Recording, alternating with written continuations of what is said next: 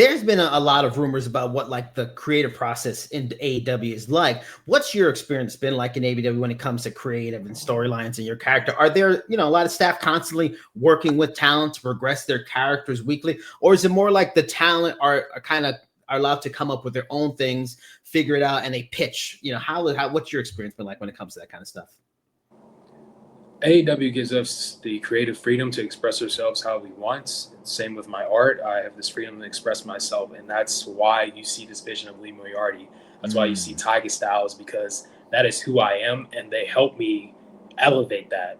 So my entrance screen, I had a mock-up idea that I got the inspiration from Man with the Iron Fist, a kung fu movie with Wu-Tang members. I sent that to them. They enhanced it 10 times, made it so much better, like lighting and things like that, or editing. And that helped increase my presentation. When I walk to the ring, I sit down in the chair like a boxer, take off my mask. That's because AEW helped create the idea to enhance just something as simple as me taking off a mask. In the creative process, there's people backstage that want to help us. They do help us. And that's not just management. That's the other wrestlers. That's Moxley. That's Orange Cassidy. That's Claudio. That's Nigel McGuinness. That's Brian Danielson when he was there. That's so many people, and I'm grateful for that. All aspects of AEW from top to bottom.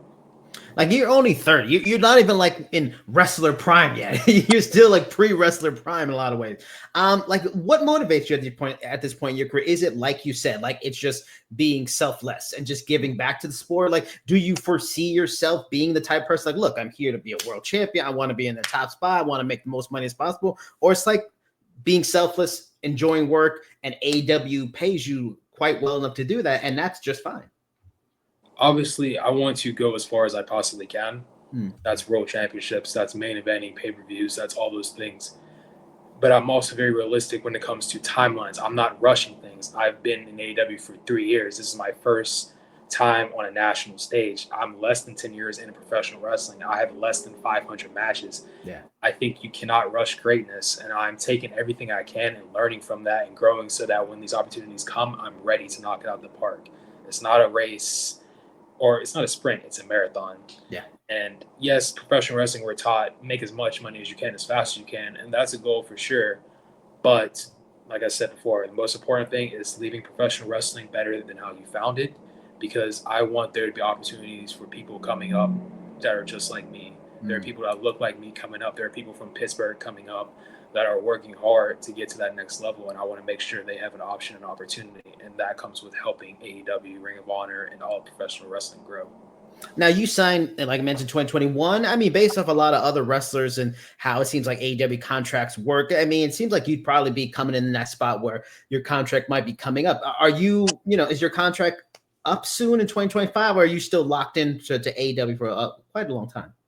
I'm locked in and I'm focused with AEW. I'm not really worried about anything else other than just doing the best I can with that and doing what I can with my art. And that's what I was saying. I'm just grateful for AEW for allowing me to still be an artist, still be creative, and help grow that side of me as a person. That's why, they're letting me do NADA Miami. Yeah. They're letting me grow and do these things because it's also beneficial for professional wrestling, because now we're mixing the community of art and professional wrestling even more and more, just like Adam's Orange Crush magazine does. And it's, based off of what you're saying and stuff like that, because again, you're very talented, have a lot of skills, a lot of skill sets and abilities, and you're still not even in your prime yet.